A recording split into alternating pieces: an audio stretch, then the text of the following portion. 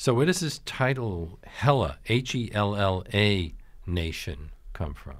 Well, hella is slang, and it means very or totally, and it's a misuse of that slang, but it's after one of the people I profiled, or groups I profiled, were anarchists. There was a young anarchist girl who would misuse the term hella often, and I liked that, so I used it in the title. Well, you describe the people you cover as those who live on the fringe of American society, and you call them rejectionists. Are all those people rejectionists?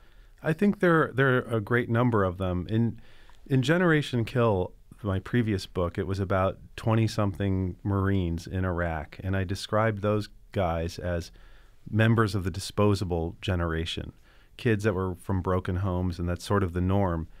Hella Nation is sort of a continuation of that. It's that same group, but what they're doing back here in America. And a lot of them are consciously rejecting the types of lives they think they ought to have as defined in the media. So they're not unhappy to be outsiders? Exactly. And there's an idea that people are disenfranchised in America, and we think that they would like to be enfranchised, but I've encountered a lot of people that don't want to be enfranchised. The anarchists that I profiled, who were anarchists and environmentalists, they were defending trees in the Pacific Northwest. They believed in dumpster diving, just getting food from the trash. So these are not people who might disappear into mainstream America. We're not talking about Wall Streeters and lawyers, are we? Generally not, but interestingly, one of the anarchists in this group, he worked at a phone bank that did Republican polling by day, and by night he was out causing mayhem.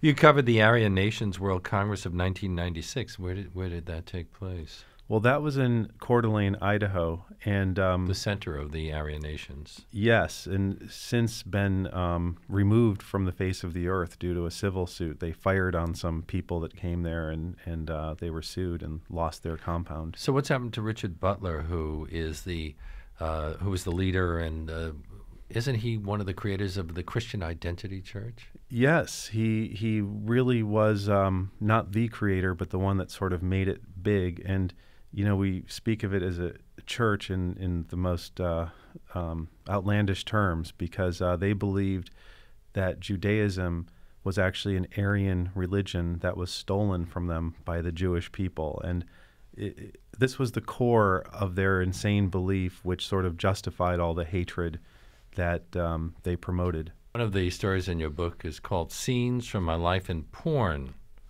Did that grow out of the fact that your first job in journalism was at Hustler? Yes. Can we call it journalism? Yeah, or pornalism. I'm not sure.